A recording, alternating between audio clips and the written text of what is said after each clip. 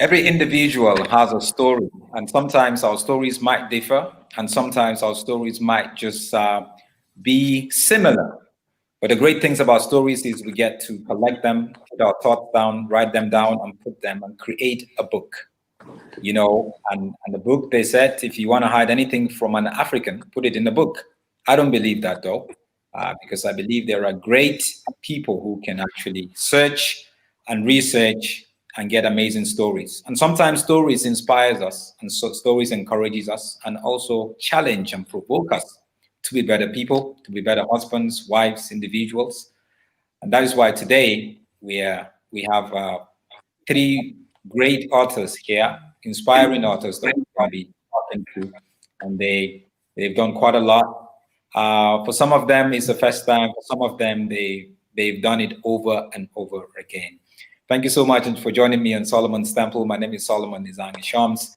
I hope you're going to be here all the way, just to listen to different individual stories that I'm sure is going to really inspire you. If you have not really subscribed to this YouTube channel, please do that. You can go to Solomon's Temple, subscribe. There's quite a bit of videos there that you can watch, and you can get some inspiration, different sort of videos, and also videos that are going to be coming up much later. And this month in South Africa, in case you don't know, maybe you're watching from Nigeria, Kenya, the UK, the US. This month in South Africa is Women's Month. So I have with me, joining me tonight, three inspiring women authors. Each and every one of them have taken the time, put in the hours, and done what some of them might have thought it was impossible at one point in their life. I can never write a book. I can never be an author. But please help me welcome Arlene August, Hi, everyone. from Nisi, and also Lepang Ferguson from Botswana. Ladies, thanks for joining me. Thank you so much, sir.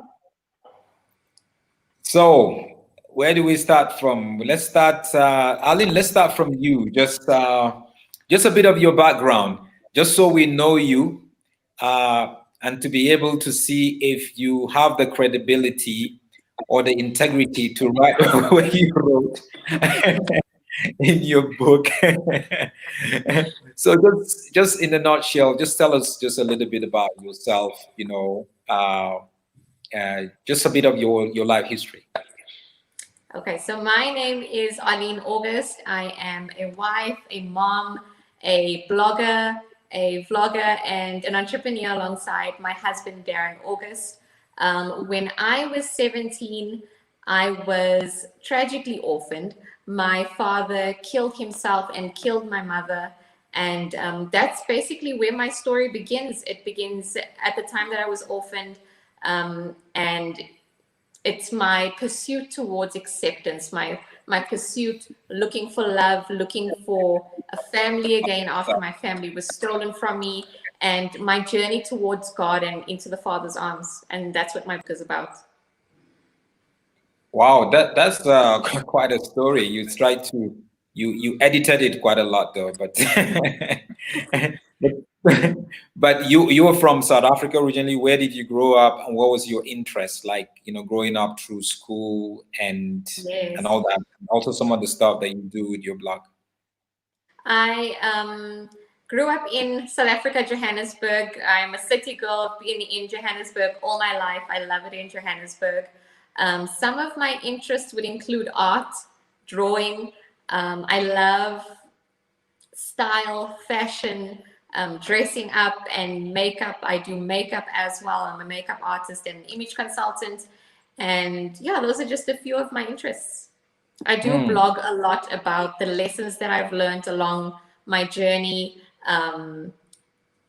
things that the Lord has brought to revelation for me, and I pull that in with my style and my fashion as well. Wow, you love style and fashion. Then you and Lepang Ferguson would be on the same frequency. Then Lepang loves fashion also very much. She's actually doing quite a lot. She's been doing quite a lot in that part for some time. So Lepang, you You're Botswana base, Gaborone base. Tell us a little bit about your life story.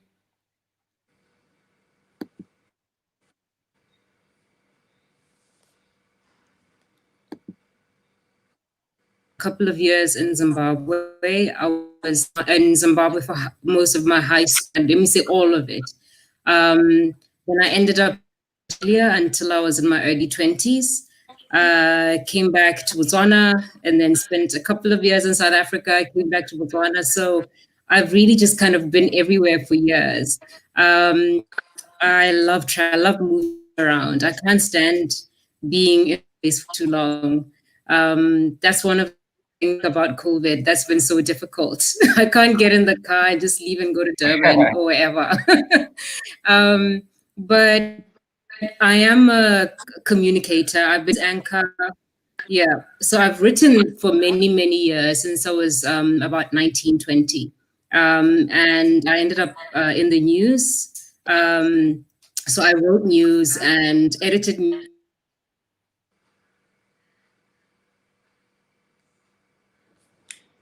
Hello. and I've done a lot of production in terms of producing content for shows, mostly political. I've done work for a show that was on Sky News years ago. So I've done more news-related media, but I've always written. And I think this is kind of the direction that I was always hoping to go into. And I'm a designer, everything else that. Oops. We lost Lapang there. We're gonna get her later then. Well, Njondla, Noni, you have written. Let's not even go there. We'll go there later. Tell us a little bit about you. You also have an amazing story, amazing family story. You know, coming from where, just like Arlene, just coming from where you came from, a life that once there was a punctuation. You know, the life was punctuated by tragedy. Tell us about yourself.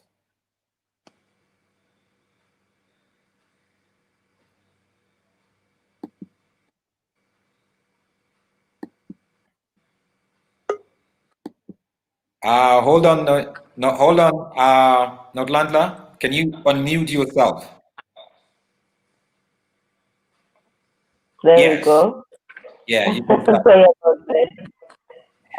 So I lost my mom when I was still in my mother's womb. She was just a couple of months pregnant when, really her fiance passed on at that time. And at the age of 12, I then lost my mom, through HIV related diseases. So, um, speaking of the orphan club, I just started feeling like, when Auntie was talking, I'm like, wow, is this an orphan club or something? Wow, I just wanted to give her a hug. Like, oh my God, I didn't know. Um, but yeah, and basically then life became a moving train for me, when I moved provinces, from born and bred in Soweto, I had to go stay in Cleveland with my aunt. And, it's never easy to stay with people who are not really related to you by blood, so there are a lot of things that happened there, and I speak about them in the book. I do believe so that you brought us here because we are authors, so we best express ourselves in writing, right? As opposed to speaking. And so hopefully at the end of this discussion, people will be able to just step into our written words because I do believe that, I've probably tried to tell the story better. But yes, that's the long and short of it as well on my side. To say that I've also lost my parents and I've had to, find ways to, get by, got a loan, and as far as to go in and do my studies at some point in KZN province, and later on came back to Joburg and just found my way through life, went into the banking sector. 3 years later, I realized that this is not what I wanted to do for 3 years, so I resigned without anything to fall back on really, and up until I ended up, starting from Soweto TV, and I built my storytelling career from there on. So naturally, you are somebody that writing for you was something that you enjoyed doing, isn't it? Look, I also started writing out of pain. I used to catch HIV and AIDS disease. So you'd find me in campus events, be it it's an abstinence walk or it's a social campaign, that I've written a poem, just catching this disease to say, why did you Yeah. take my mom? Why did you take my mom? So I started writing out of pain. And with time, I then grew, to write about, because then the writing is really traumatic, so the things that I wrote many years ago, there is a shocker to myself to say, geez, what manner of pain is this? Yeah.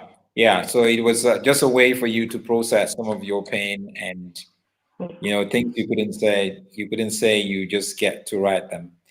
Yeah. Lapan, you were just on your way to in about 2 weeks, is it, or is it 3 weeks? You're gonna, officially release your very first book. Writing for you, with all that you've done, especially in media, writing for you, was it something that came easy? Because some people would just think, look, I can never write 10 pages. Maybe even finishing their degree and writing that final paper was just a big deal. Was this something that for you comes a bit easy? It was just a matter of timing for you to time it and know when to sit down and wrote what you wrote, or was it something that you need inspiration before you go into it? Yeah, I definitely needed the inspiration. It was such a difficult process because I'd been trying to write for so long. And the writing space, I mean, some people feel that they can write better when they're in a bad space. They express them, what they're feeling. They express their emotions just through various types of emotions. But I went through like depression for so many years.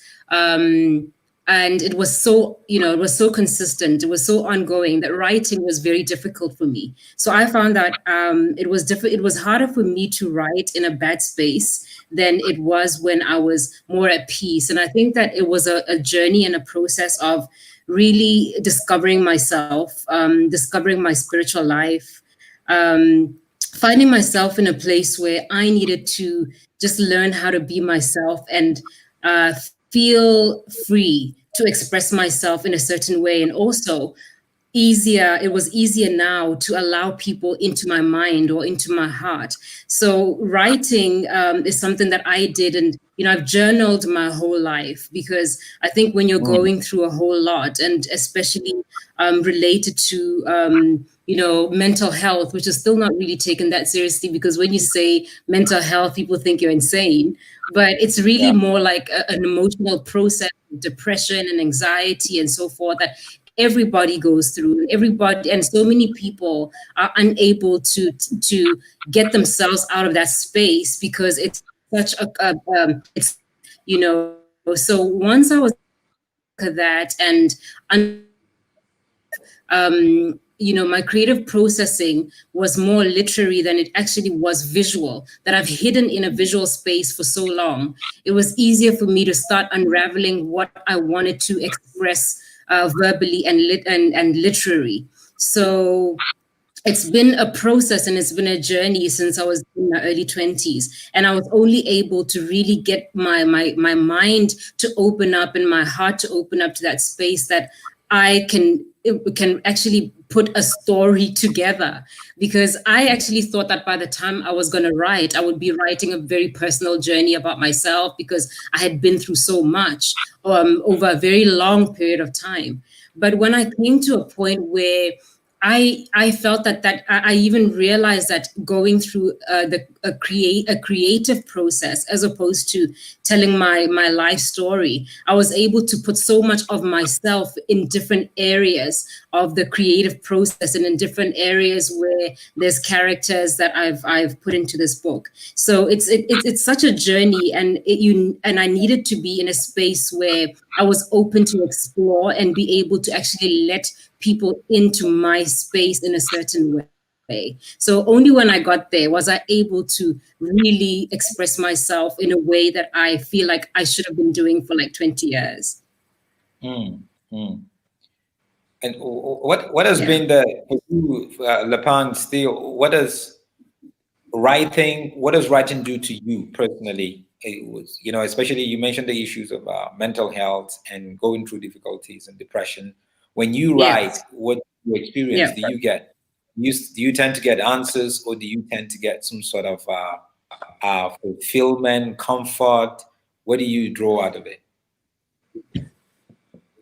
I always get answers. And my journals over the years, I've got so many journals. I mean, my journals can make up books, I've got so many journals. I can't even count them. And when I was journaling most of my life, I was expressing what I was hearing, what I was going through, and what I couldn't relate to the next person. So it was I felt like it was so private, and I felt like it was things that I couldn't express to anybody else, that I could share with myself to be able to kind of create a roadmap for myself and be able to have an easier existence, or maybe an existence that I could understand because I was reading what I was going through myself. And that really helped me kind of open up to myself, to my spiritual life, to my processing and thinking and so forth. And it did help me in certain areas because I was able to write to write as a career, even though I was writing for news, and I was able to at least to connect and write, but I wasn't in a space where I was writing a lot about what I was going through internally. So the process has been very long. It's been very long, but just being able to put this book together was a breakthrough, I think, in my mental space and in my heart space. It was a huge breakthrough. That's good to hear, and you're going to tell us a lot more about the book later. And by the way, I like that little flower. Is it little flower just by your name there? I see it's almost like Yes. it's almost like part of the book. Yes, absolutely. Yes, that's beautiful. Aline, you write not just okay. You've written a book, but then you also I've read some of your stuff you write on your blog, right? I've read some of it. So you love to write also. Yes, I do. Why? What inspires you to want to do that? I know you have certain maybe themes or issues that you want to address and talk about. And I know you're also very transparent and you talk about yourself too and your own experiences. But what inspires you the most in your writing? I think what inspires me the most is the sharing of the story. I've realized that in sharing there is and in that vulnerability there's a certain healing that comes with it, and also just for others to know that they aren't the only ones that are going through whatever it is that I'm writing about. I've noticed when I do write about certain things, people often comment and say, I feel exactly the same way. I went through something similar recently, and that makes me feel kind of validated, because it makes me feel like, okay, I'm not the only person in the world that's going through this thing. Everybody has their issues, everybody goes through stuff, and there's kind of this comfort in knowing that we're in this thing together. But I think the thing that inspires me the most is sharing the message and the love and the grace of God. For me, it's just, I wish somebody had told me sooner. I feel like I would be so much further if somebody had told me sooner about the love of God and his forgiveness and his grace. And for me, it's just something that I want to tell everyone. That's what inspires me to write. I was just out of my head. I was thinking, the only reason why you're inspired to write is because you're married to Darren August. No.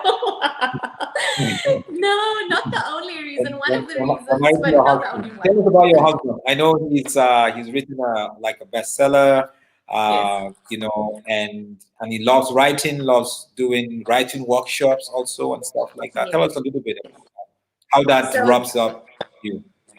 yes. So Darren and I run a company called Inspired Publishing, and it is a company where we help people realize and pursue their dream of publishing their own book. We specialize in self-publishing because we've seen the fruits of self-publishing and just how it benefits the author. And we specialize in coaching and helping people and equipping people with the tools that they need to self-publish their books successfully. And also we teach them how to fund it so that they don't need a massive sum of money to start off. And yeah, that's just a little bit of what we do. Currently, we are running what we call the mastermind, and it's online. Everything is online via Zoom with a small group of people. And that's been really fruitful. The feedback that we've been getting is just incredible. It's really empowering people, and it's also building a small community of authors and aspiring authors. And yeah, it's a beautiful thing. Okay, that's good. Good to see that, and good to see that you guys could actually put us heads together. And I'm going to give some of your details later, maybe for each and every one of you guys, where people could access maybe some of your books or some of the works that you've done. Now, Noklan Plach, how old are you now again? I'm You're 31. 31. Because you're 31 and you've written like eight books. Is it 8 books now? 9. I've actually written 10. I'm writing the 11th one. So this year I'm launching 11 books So at we're still 31 years. I last launched on 8 8 books at books at 28. 28. Yeah, Right. Now I'm trying to break down. the last launch. Yeah, which you were not at, which you were not Yeah. attending. So you basically write every 3 years you write a book, right from when you No, it's every year. So I started off 2013 when I had written 4 books and I was 24 years, and so I continued from there. 5 books at 25, 6 at 26, 7, 8. So and then I just didn't launch 9 because of some precautions, and I've got 10 and 11. And I'm just gonna do the launch for all 3 this year. but your first books that you published was 4 at once. Was that 4 at once? The 4 books that I've published. Was that four book at the same time you launched, or it was individual? Yes. Yeah. Tell us about that experience. In 1 year. I think it's really what Alan and Lepang was saying, that we write to to let out something. It's our way of communicating with people. And after I've written those 4 books, what happened was I then started getting people who would inbox, and because once you write a book, people start thinking that you're a psychologist or you're a social worker.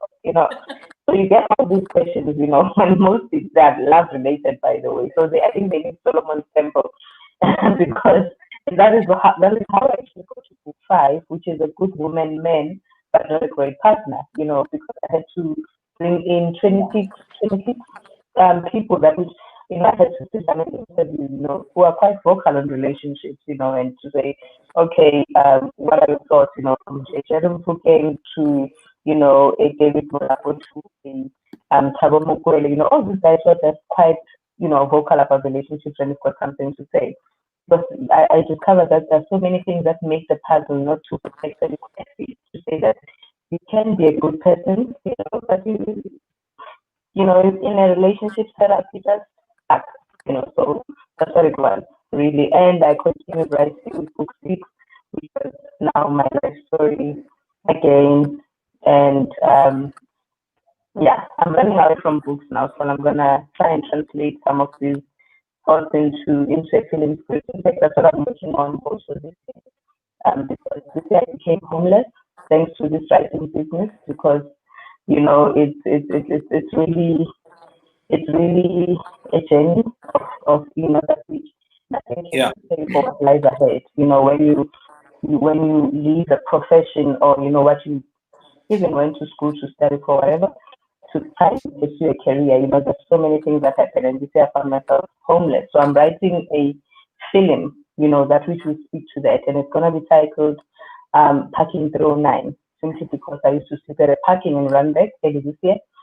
And if it's not a parking, it's McDonald's, be it in a pray call, be it, life just happened, or, the shelter homes where insecurity guards use it, So it's once again a journey, like Aline was saying, that, if someone looks into that and they read, you're just going to inspire someone to say, not everything is as it seems. Just know that everyone does go through a journey. And, and we tell these stories not because of pity or because of whatever, but, we tell them so that you can be inspired and know that life happens to all of us. The Bible speaks of, time and chance that happens, so it is what it is. It's exactly that. So, yeah. You're one writer who, you started writing books and you've written quite a couple of them, but you've been able to cross over to television and film. By the way, she's a script writer for Gomorrah, the very popular TV drama that we have on screen on SABC One, I think. Is it Zanzi Magic? Monday to Friday. Wow, Saul. Friday. I've watched it. I've seen your name there. I saw your name there. So how was it like crossing over? Because some people would think, look, I'm a writer on this side, but it's difficult for me to come to this side. But you've been able to amalgamate, the two together, not just the two. I'm sure you're somebody that could explore other forms of writing. Yeah. Look, we all carry those visions in our hearts, but you need that one person who believes in your vision enough to be a destiny helper of some sort. So how it really started was I met a guy called Austin at that time, was the head writer of Inspirational, because that's why I really started building my writing method. When David Craft contacted me to say, hey, we've got a position available, and from Inspirational, I was cooked enough and I could now get into a new writing, and in between I started writing short films and all that. Obviously, you're gonna doubt yourself, so you're gonna do the short courses just for you to understand the language, and but at least got things easier because it's really a different world. When I write my novels and all that, I go on with the blue sky and the blue eyes, and you need to say what you need to say in a very short space of time. It's just a matter of learning those mechanisms, So it's really been a fulfilling experience. I won't lie. And hence that's why now I'm interpreting some of the books into scripts, because you then get to realize that actually with the same voice you can reach a wider audience, so to say. So that's what it's been for me, really, to say that you push up, and if you believe in it so much, someone somewhere will pick it up. You never know what your next journey will be. You know what I mean? Today that I'm busy trying to have funds because I've now been accepted in 2 schools in the US, where I could now go and study my master's in directing, because that's really the end goal, to say after I've written these stories, I have to translate them and direct them. So it's really all about storytelling and working around how best can we reach even a bigger audience. One thing I don't understand is, you've written 8, 9 books, script writer, brilliant, beautiful, but you're still single. Anyway, we talk about that much later.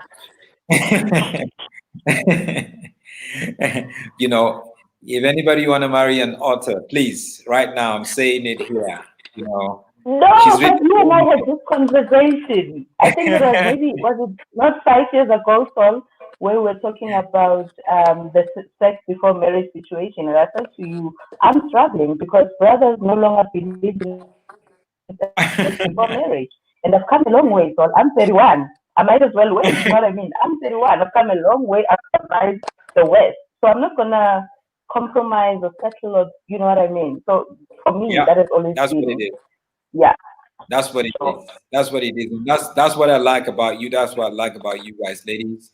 It's about, your relationship with God comes first. You put that over everything, and you try to make sure you stick to the values that are biblical, that would only solidify you as a woman, also as an individual, and also going forward as a mother, hopefully. So we're just going to take a short break. When we come back, we're going to talk about your relationship with God, each and every one of you, and then we're going to dive into your books, to look at the content of your books, and to talk about it a little bit.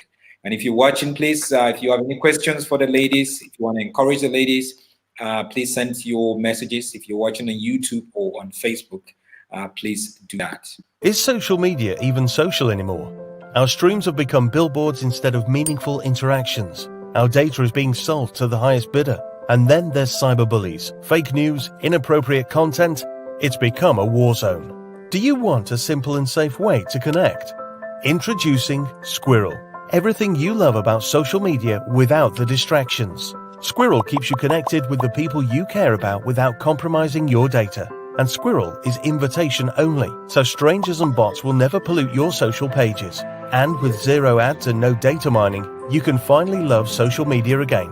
Create unlimited channels with different people and discover more meaningful connections. Squirrel is also safe for children to use with full parental oversight, and your data is encrypted and guaranteed to never be sold. Love your newsfeed again by controlling your content through your connections. For just 35 Rand per month or 100 Rand for your family, you can have the social media experience you deserve.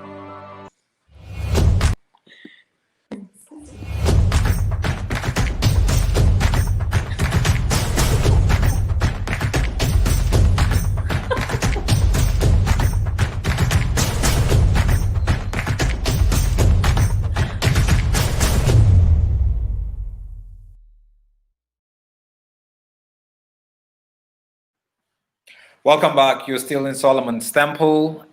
This Monday evening, we're still talking about inspirational women authors, women who have written books, who have really taken the time. We want to dig deep, especially this month of August, where we're talking everything women. We are trying to look, for the story behind the story. What really inspires them and who they really are. And I think the first half we took time to really get to know each and every one of them. Now, Lepan, you are, if I'm correct, actually, you come from a very Christian home. Your parents or your grandparents were ministers, pastors, or whatever. What's your relationship with God?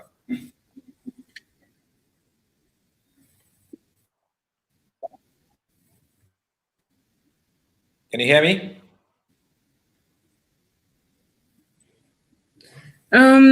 Well, my maternal grandparents, yes, I can hear you.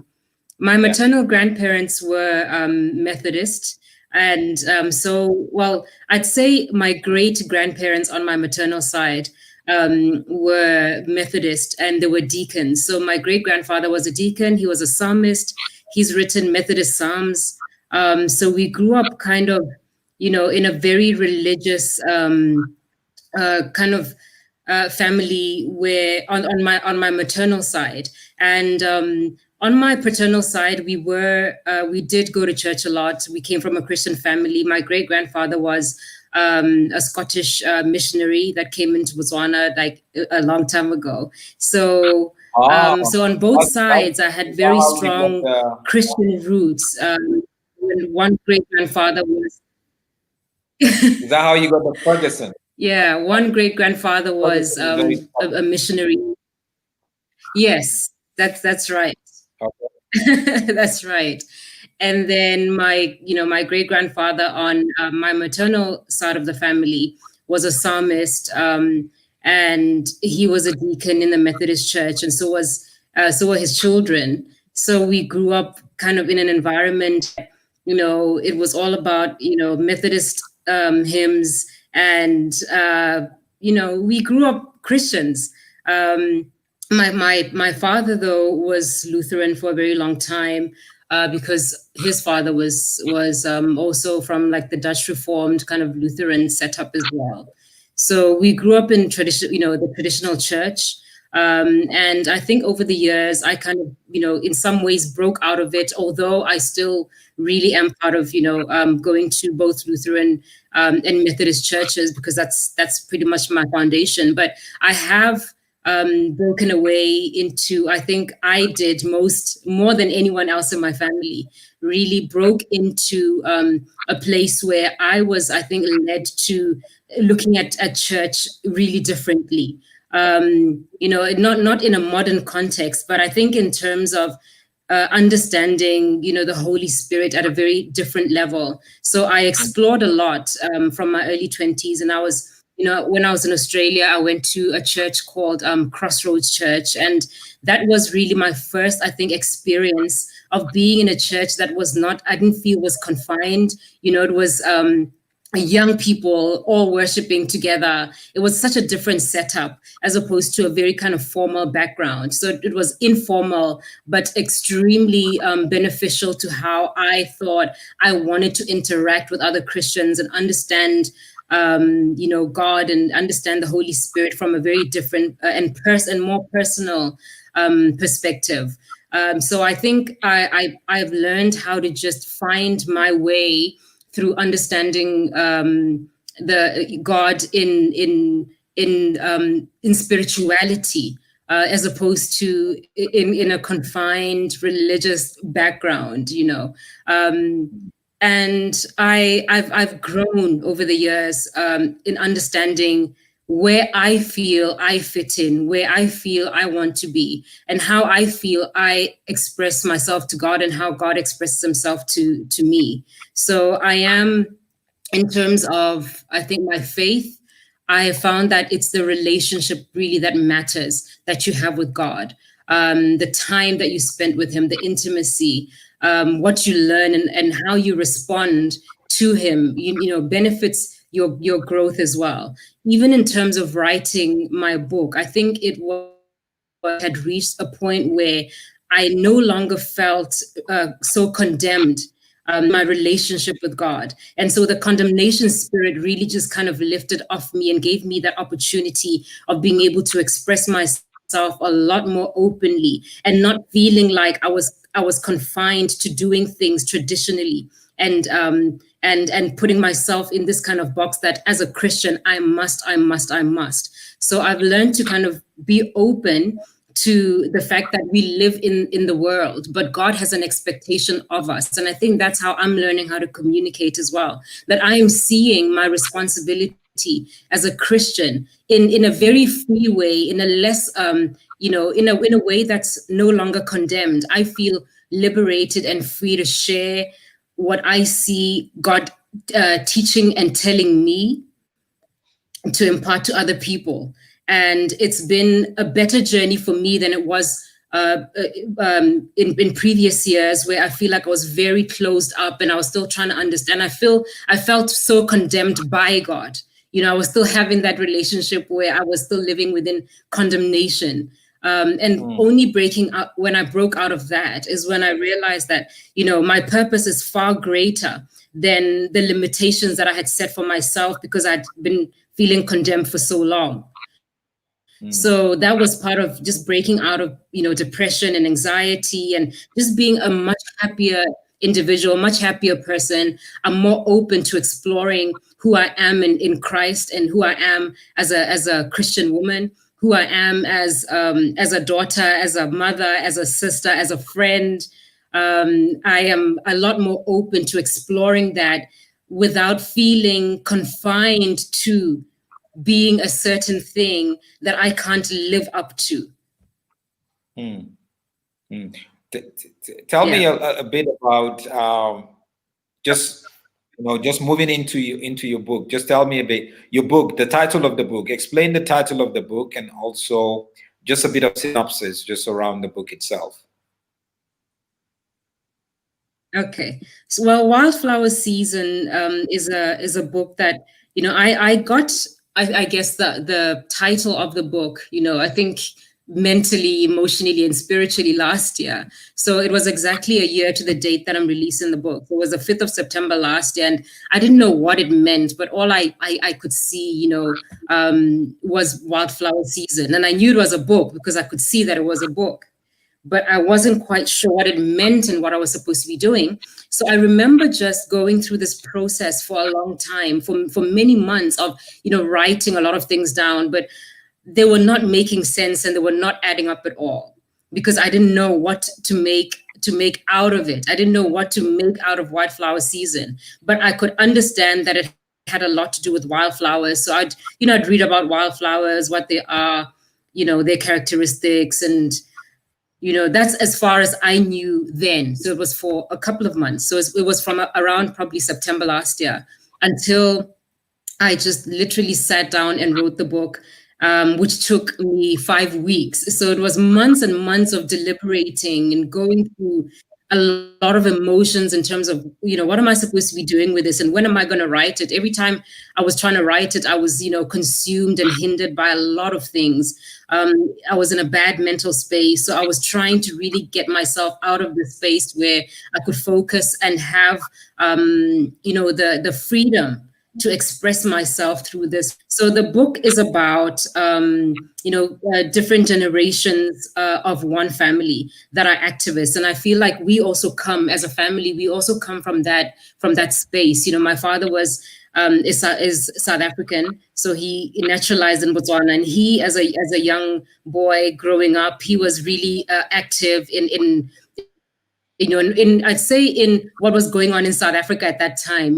They, everybody just kind of lived and worked together, trying to get out of how South Africa had been kind of conformed into this space. So I grew up with parents and with family members my whole life that were activists, even my cousins and family members that would come into Botswana as refugees and so forth. And understanding, and I think I was always drawn to that. But I spent most of my life, I think, reading more about African American history from like the 1700s and slavery and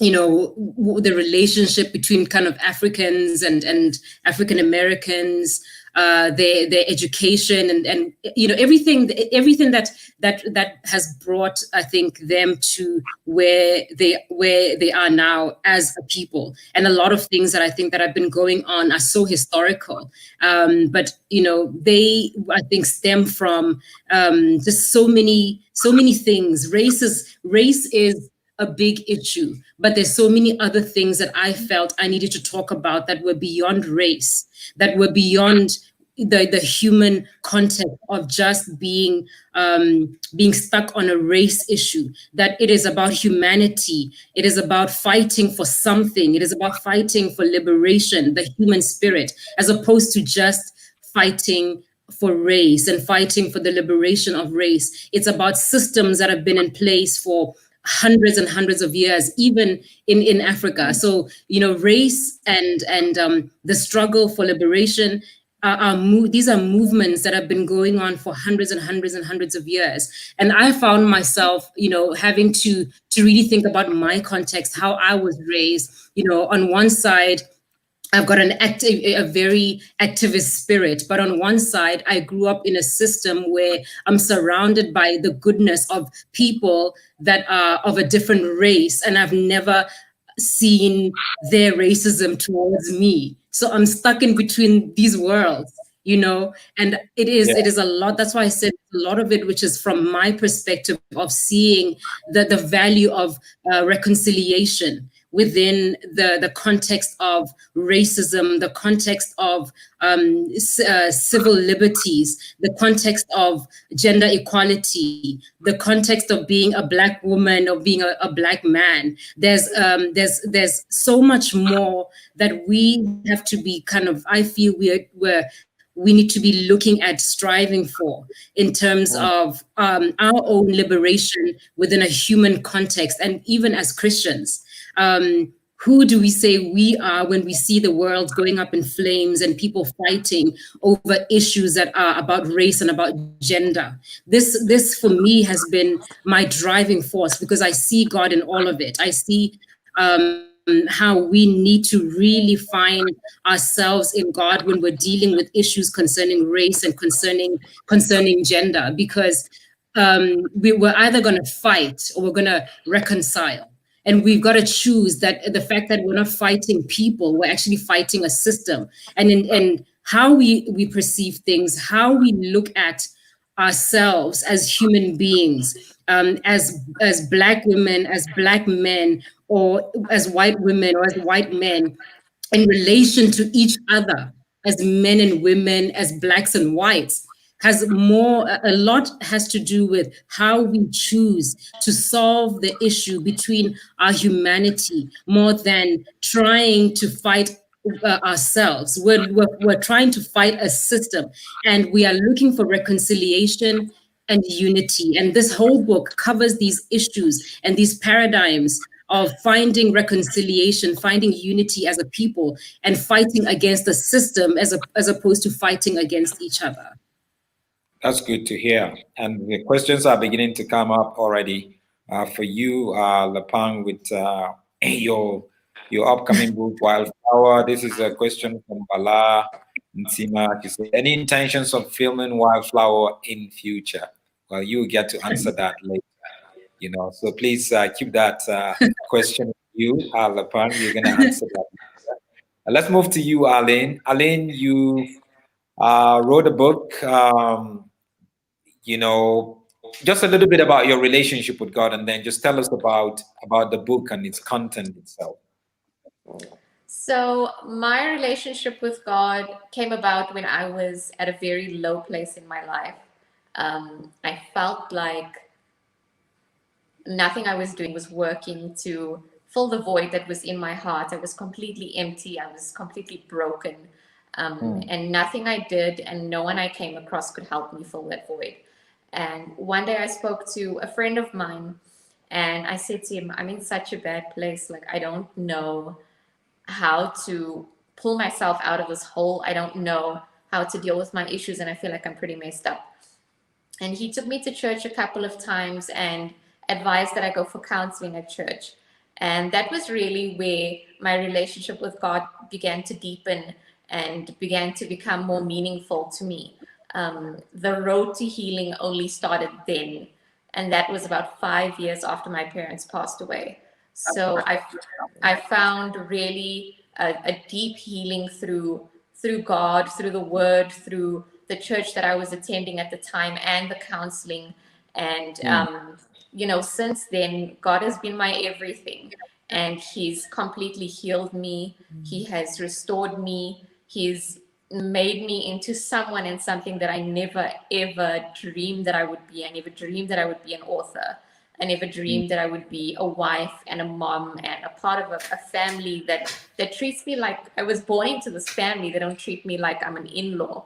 So God has done exceedingly abundantly above what I had ever thought, asked, or even imagined. And he is everything to me. I wouldn't be who I am today without him, without this relationship. And I thank God for God. My book is about my journey. My book starts on the night. First of all, So this is my book. That is Little Girl, right? This is my book. It's called Daddy's Girl, Solomon, not Daddy's Little Girl. She's always Daddy's Little Girl. Okay, Daddy's Girl. I would correct that. But bring the book closer so we can have a look at it. And yeah, so that's it. It's very much well done. Thank you very much. The design and also the texture of the paper is really well done. So tell us about Daddy's Girl. Thank you, Solomon. Daddy's Girl is about my journey towards the Father's heart and into his arms. Daddy's Girl, the first chapter opens up on the night that my parents passed away, and just explains how they passed away, how I found out that they passed away, and my journey towards the Father's arms. As I said, After my parents passed away, I was pretty much catapulted into adulthood. I had to pay bills. I had to worry about water and electricity. I had to worry about my school Sorry, fees. and for those who are watching and didn't get initially when you described how your parents passed away, could you describe that a little bit one more time? Yes, my father killed my mother and killed himself. And his reason for doing that was because my mother had had an affair and she wanted to leave him. So the night that she was supposed to leave and not come home, she decided to come home for the sake of my brother, because it was just a few weeks before his 21st birthday. And that was the night that my father decided to take their lives. And like I said, I was catapulted into adulthood. I had to worry about school uniform, school fees, and stuff that I never should have worried about at the age of 17. So yeah, my journey towards God at this time, I was looking for acceptance and love in people, in men, and eventually found everything that I needed in the arms of the Father. And He is the one that accepted me and pursued me the way that I needed to be pursued. So that's quite a great synopsis about what are some of the themes in your book that you could just pick out and tell us a little.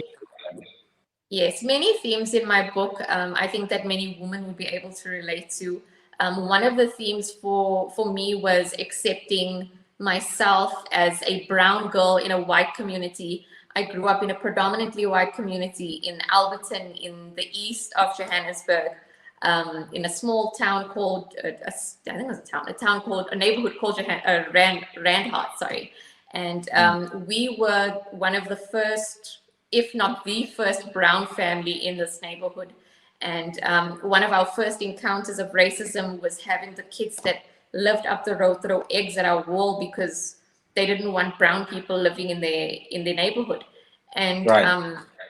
we had to kind of deal with that. I had to deal with being a girl that had brown skin and curly hair that didn't look like everybody else in the school. And it was difficult for me because I felt and I found myself trying to fit in and trying to look like other people, trying to be like other people. But eventually, you know, as the story goes on, I accepted myself, I loved myself. So that self-acceptance and self-love is definitely one of the themes. Another theme that comes through very strong in the book is rejection. I experienced rejection from so many people, from my family, from my brother, from the friends and guys that I encountered along my journey. And overcoming that rejection was very, very difficult for me. But that is a theme that comes strong through the book. Another one that comes through strong in my journey is forgiveness. Forgiveness and grace, forgiving myself, forgiving the people that hurt me along my journey, and just giving the grace to everyone and to myself to grow and to know that, you know, people go through seasons and sometimes we do things that we need to do to grow and we don't realize that it hurts other people along the way. So those are just a few of the themes that run through my book. Brilliant. For you, Notlantla, I mean, I don't even know you've written so many books, 8, 9, 10, still counting. Can you just go through some of the titles of the books and maybe pick 2 or 3 that you could kind of like, that you would like, look, you have to read this, or this is my I mean, so I'd say book 9. Book 9 is titled 44 Young Leaders in Commemoration to 44 Years. Yes, I saw that one. I saw the post. Very good. And for me, so that was an opportunity for me to tell, because when I started getting into ghostwriting, where I would write other people's books and so forth, I realized that there's actually quite a number of people whose stories that we'll never get to hear, you know, Yeah. and yet writing is somewhat gives us that voice that which will outlive us, you know. So 44 is it's a documentary series, you know, and it covers young leaders, you know. Some of them, it's really to say, South Africa, here are the names that you want to remember. for many, many years to come, because these are people who have done so much, but one, you'll never see them on interviews, talking about their journeys and all that. But what happens is their stories are sure, they're so rich, and I really do hope to fill in some of those stories one day, Saul. I really do hope, Lepan as well, that you get to fill in your book, because I do believe that it is where the world is going, and we need to tap into that into that market. We need to tell these stories. I mean, you should see that you see the emotion when everyone is talking about the book. I just felt like, wow, people are getting fired up because there's so much fire that which you are trying to release. There's so Yeah. much that we carry inside the oh my God, I wish so and so can get this. You know what I mean? So yes, 44 Young Leaders for me is really the book, because it's once Before you again move away something that, from 44 Young Leaders, there is a connection of the number 44 from yes, 1976, isn't it? Yes. Can yes, you explain yes, that? yes. So it's really, so I say Nelson Mandela Day meets June 16, so July 18 meets June 16, because what happens is I have selected 44 leaders, simply because we're celebrating 44 years this year, since 1976. And even the sponsors that I'm also talking to, I mean, of course, Market Theatre, that came in on board, and they said, look, we're also celebrating 44 years. So it's like, why not do something? We're happy to open up our venue. Should you want to come and fill in some interest? Because I really do have big dreams for that book, which is inspired by the Nelson Mandela quotes. Because what came out from the content is, we find that one, obviously, I had warned the leaders to say, stay away from those known Mandela quotes. So people went deep, to say, he wrote this in Robben Island, he wrote this, and when they say how that relates to their own journey, it was something else. So yes, that was Okay. 44. Okay. Yeah. And Yeah. another book. Tell us I about. feel I Go want ahead. to get about it.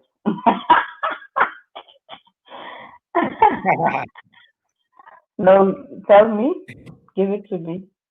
Which one do you want me to touch on? Shades of My Brutality. Oh no, that's too deep. That's my life story. Tissues and everything.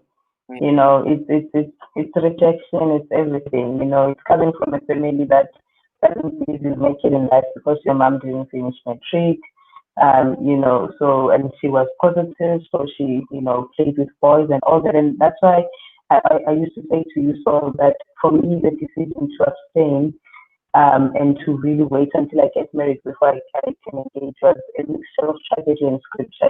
Tragedy because obviously I had to watch my mom's life fall off, and scripture obviously because of what the Bible says, but I wouldn't have done it without either or. So it's yeah. Yes.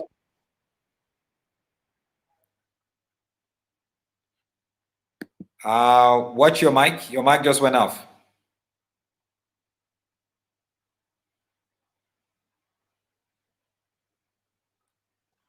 Okay, can you hear me? Yeah. Yes, I can hear you now. It's actually Okay. better now. Okay, Yeah. cool. So yeah, that's Shades of My Brutality. That's a life story. I have engaged some of our storytellers, in the film space, to say, can you help, tell this story? And people have embraced it with love. I know our Tati Moshesh, she's gonna be starring in the new coming series on BET Ison. And she was one of the people many, many years ago, about 5 years ago, who read my book in 3 days, and they were like, geez, we need to, come up with a series of some sort here. So yeah, the idea is to really try and film those stories into what you call motion picture. Okay. And your other book is Staying This for a one Season. too. What's that about? So I'm Or gonna start. do you want me to move? Do you want me to move to life changes? So let's talk about life changes. By the way, Life Changes was my first book because when I started writing, I used to write poems. And how I Ah, got okay. into publishing was because a young lady from Mozambique, she was 19 years at that age, came to the bank. I was still working for the bank at that time. And, we had a system failure. And, I then printed one of the poems, that I'd written, and I gave it to her to say, have a read and let me know your thoughts. And, same day, the girl was like, geez, why don't you write a book? And I remember looking at that girl thinking to myself, you know what I mean? Does she know what she's talking about? Only to find that fast forward that same day, she connected me with her publishers that are based in the UK. And they were like, send us your work. Let us see, maybe give us about, I think they asked for 10 poems. And I did that. I put together 10 poems and I sent them through. And they were like, geez, we like your style. Just continue writing, So then I continued writing, more poems, not just sadness stuff also, but, joy and all these daydreaming situation of a soulmate that which was not there. But you think you are with the one now at that time, all those funny whatever moments. Um, and on my mother's birthday, which is the 26th of October, that book was published, so it's a very, very special book in my life, that one, because it really introduced the author in me. We're talking about a good woman, man, but not a great partner, wherein Wendy Luhabe wrote a foreword. But Wendy Luhabe actually got to meet me when I had only written that book, Life Changes. And she was the woman who said to me, we need to get you on radio, we need to get you on TV. So my first radio and TV interview, Right. that woman engineered that, So that's why I speak a lot about destiny helpers, because I really do believe that, we destinies somewhere, somehow they just connect us, and you never know where, I mean, you've got us here, I mean, Aline and Lepang. Tomorrow you'll be like not even in our chats, and we'll be having our meeting of, I want to say, girls, what are we doing? And you'll be surprised, because I always believe that there's always a bigger, sort of like mission in meetings. I could think we're meeting here to just tell our stories, and you never know, 5 years time, here we Right. are doing something amazing. So yeah. Hmm. That's good to hear that. And also, I asked for your books titles, putting them out there, because Ayanda actually said, please list Notlandla's books. So that's why we had to go through some of them. uh, but I will put some of the just some of the places, the web addresses where to get some of these books. Some of you guys that are watching, in case you want to get some of it, some of this, some of the books, so you can read and encourage yourself. All right, so we've actually run out of time, but I want to just go around and just get a last word from you guys. When people read your books, what do you want them to get? And also, where are you going to with, do we expect going to be more books from you guys?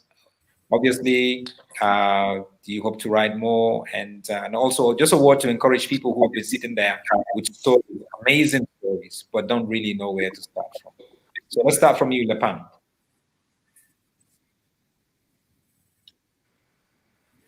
Okay.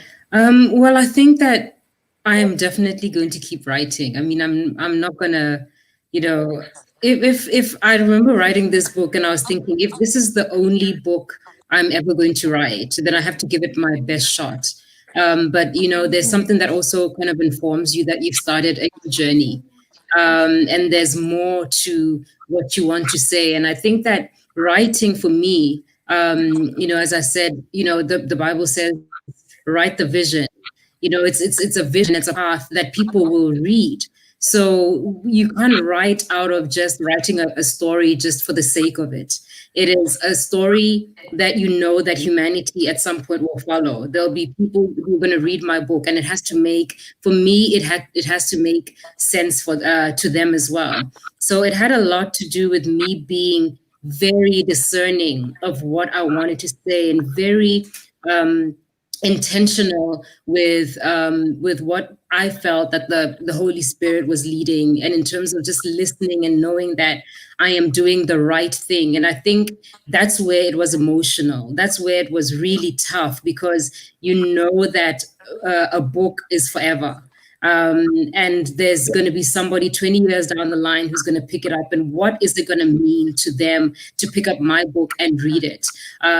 It's young people, I feel, have a lot to say, but we need to also come to a place where we realize that the world is going in a direction where we are doing this not just for ourselves, but for God and for people.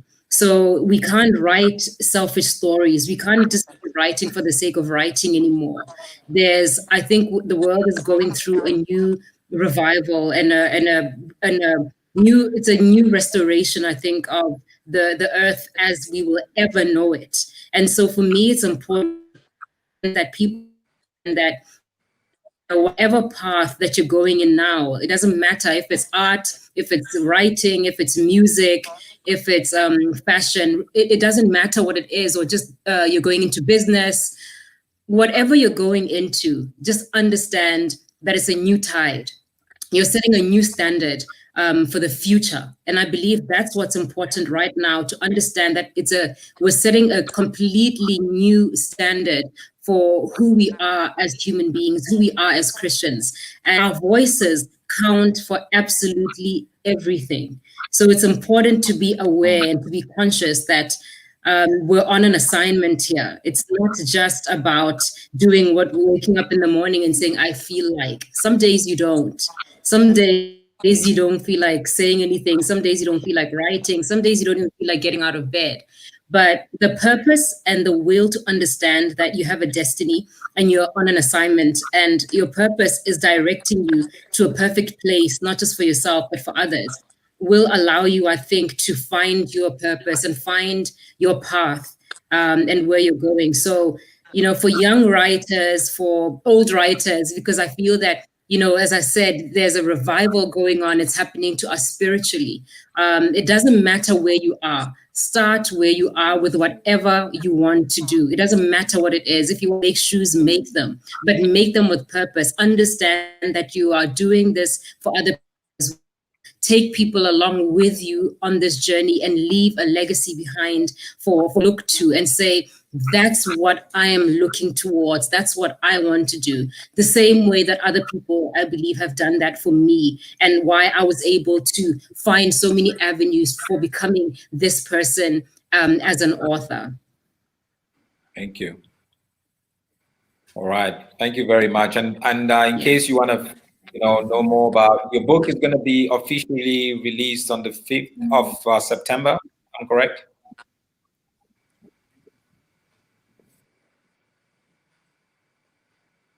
Can you hear me, Lepang?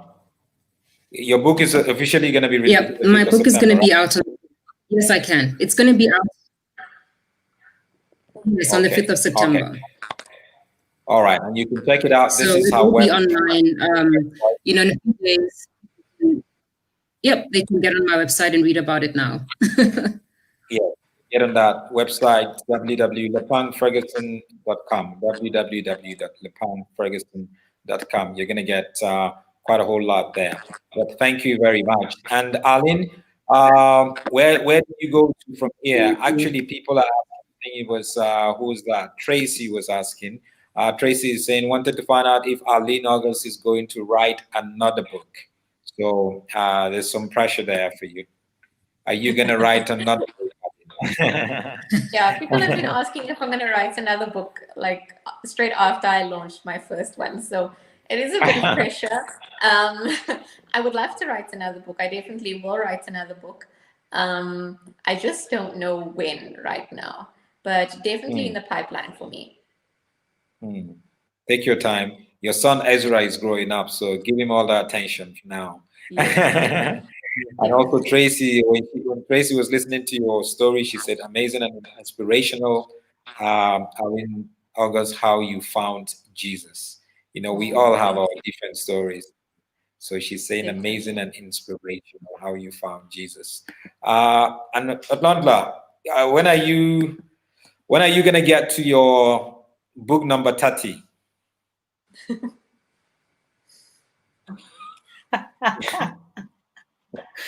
Oh my goodness. Well, I'll keep going. So we are on 11 at 31 this year. So next year is going to be 12 at 32. So it's gonna go. Yeah. Yeah. So what do you hope to people to really pick up from when they read your books? And I know you have different books and for different people based on where they are, but what do you want Yeah, to resonate with them? What do you it's want it's them it's to do? it's authenticity really more than anything. We're not selling dreams here. We're not painting, perfect picture, whatever. I mean, you spoke about, you touched on our spiritual lives, and I was saying to myself, when you said, how's the relationship with God and all that, I was saying to myself, the last time I personally sat down to open and read a Bible was in January this year when I was on a 21 days prayer and fasting, and this is before, I got into the other journey, that which I mentioned earlier, of not having a place and all that. And for me, that on its own will show you that sometimes life will strip you of even your faith. It will push so many things. It will put so many things that you believe in question, to say, am I on the right path? Am I on the right path? So I just want to say to someone who's busy trying to figure it out there that, you know what, you will get those moments more than once to say, does it matter? All those sort of questions. You just need to outlive or outdance those voices that which are constantly trying to sort of like dim your light, because at the end of the day, we all have story to tell, and we speak to different audiences. My book does not address Aline's audience or Lebang's audience for that matter, so it talks to the different rooms of life that which we all need to ensure that we fit Right. in, because sometimes if the health room is in tatters, you'd find that the finances, you'd find that, the family, that, so it touches one broken window can destroy the whole system, so that's why we need all these different stories, to say, how did you do here? How did you do there? In a few years time, maybe I'll be married and I'll be needing advice on, the marriage. And I'm like, so what's that book? So it's always gonna be, um, um, um, a world that which we constantly shared, knowledge, and we are able, because some of these experiences, I mean, much as yes, our experiences are unique and all that, but somehow they are linked. You can really listen to Alan's story and be like, see yourself in that. Listen to Lepans was like, wow, so everyone goes through this thing. It's not uncommon under the sun. So that's what it is. So I'd just say to someone starting out there, stay in purpose, keep writing, and learn to fund your ideas, because, I mean, people don't fund ideas, they fund action, as it's been said, so don't be like, oh, what can I do? That very little that which you have, those little resources, use exactly that where you are. Somewhere, somehow, someone will pick it up. Thank you very much for that. And I'm sure they can find your book at loot.co.za. Is that correct? And abbybooks.com. Oh, thank you for that. I'm so horrible at distribution. So you can go check it out. I checked it out earlier on. You can check loot.co.za and abbybooks.com if you want to get copies of a book and copies of your book. I think your website, isn't it? Inspired Yes, publishing.co.za. you can contact us on inspiredpublishing.co.za. You can email hello@daddysgirl.com, and you can DM me on my social media, which is at Arlene August on Instagram and on Facebook. So there you go. Everything is right there. But Lepang Ferguson, Arlene August, Natlant Lamnisi, thank you so much, guys. Really appreciate it. I always tell people that, in the life of Jesus, the 33 years he spent on earth, he never preached. All he did was tell stories. That was all he did, because he understood the time that he lived in. He knew it was effective. Jesus never preached. Sometimes my pastor friends were like, how can you say that? But that's just the fact, because I don't see where. You ask him a question, he gives you a story. You say, Jesus, but this, he starts giving you, there is a man traveling to this land, yes, whatever. He keeps telling you story because he understood the power in stories. And thank you for putting, your stories in the different ways that you have in your book. And, really appreciate you. Thank you so much for inspiring us, for inspiring yourself. Stay inspired. It's important for you to stay inspired yourself before trying to ooze some of it out to us. So thank you so much, Yeah. guys. Really appreciate it. God bless you and in all that you do. Thank you so much. So thank you guys for so much for joining me Thank you, tonight. Solomon. Thank you, ladies. Thank you.